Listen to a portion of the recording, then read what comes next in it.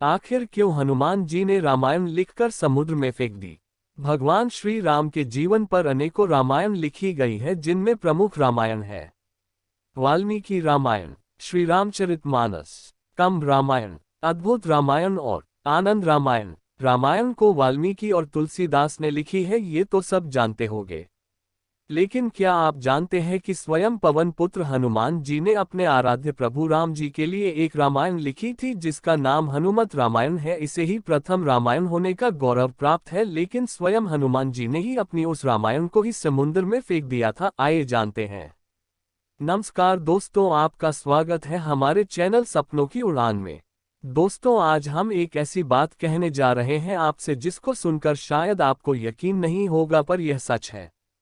क्या आपको पता है कि रामायण को हनुमान जी ने समुद्र में फेंक दिया था? नहीं पता? चलिए बताते हैं आपको। आगे बढ़ने से पहले आपसे रिक्वेस्ट है, प्लीज दोस्तों, वीडियो पसंद आए तो प्लीज लाइक शेयर कमेंट जरूर करिएगा। और अगर अभी तक आपने हमारे चैनल को सब्सक्राइब नहीं किया है तो आपसे रिक्वेस्ट है, हमारे चैनल को जरूर सब्सक्राइब कर लीजिएगा। आपके साथ और सहयोग के बिना हम अधूरे हैं, और हमें उम्मीद है आप अपना कीमती साथ और सहयोग हमें अवश्य देंगे। धन्यवाद आप सभी का। चलते हैं टॉपिक पर।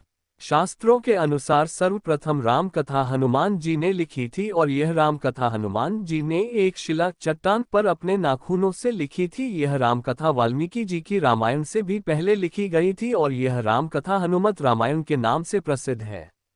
ये तब की घटना है जब भगवान श्री राम रावण पर विजय प्राप्त करने के बाद अयोध्या में राज्य करने लग जाते हैं, और पवन पुत्र हनुमान जी शिव तपस्या के लिए हिमालय पर चले जाते हैं। वहां पर हनुमान जी अपनी शिव तपस्या के दौरान एक शिला पर हर दिन अपने नाखून से रामायण की कथा लिखते थे। इस तरह हनुमान जी ने प्रभु श्री राम की महिमा का उल्लेख करते हुए हनुमत रामायण की रचना की।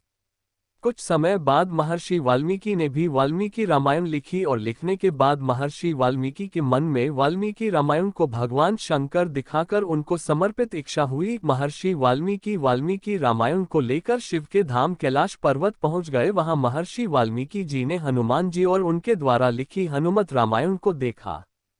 हनुमत रामायण के दर्शन करके महर्षि वाल्मीकि जी निराश हो गए। महर्षि वाल्मीकि जी को निराश देखकर हनुमान जी ने महर्षि वाल्मीकि से उनकी निराशा का कारण पूछा। तब महर्षि वाल्मीकि बोले, उन्होंने काफी कठिन परिश्रम के बाद वाल्मीकि रामायण लिखी थी, लेकिन आपके के द्वारा लिखी गई हनुमत रामायण को देखकर लगता है कि मेरी वाल्मीकि रामायण उपेक्षित हो जाएगी, क्योंकि आपने जो लिखा है उसके सामने तो मेरी वाल्मीकि रामायण तो कुछ भी नहीं है। तब महर्षि वाल्मीकि जी की चिंता को दूर करते हुए पवन पुत्र हनुमान जी ने हनुमत रामायण पर्वत शिला को एक कंधे पर उठाया और दूसरे कंधे पर महर्षि वाल्मीकि जी को बिठाकर समुद्र के पास गए, और स्वयं द्वारा लिखी हनुमत रामायण को श्री राम जी को समर्पित करते हुए समुद्र में बहा दिया। तभी से हनुमान जी द्वारा रचित हनुमत रामायण उपलब्ध नहीं है।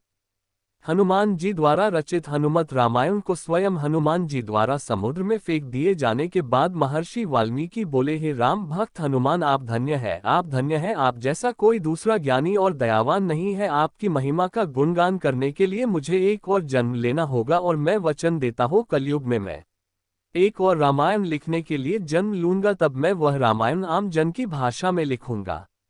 माना जाता है कि रामचरितमानस के रचयिता गोस्वामी तुलसीदास कोई और नहीं बल्कि महर्षि वाल्मीकि का ही दूसरा जन्म था। तुलसीदास जी अपनी रामचरितमानस लिखने के पूर्व हनुमान चालीसा लिखकर हनुमान जी का गुणगान करते हैं, और हनुमान जी की प्रेरणा से ही वह रामचरितमानस लिखते हैं।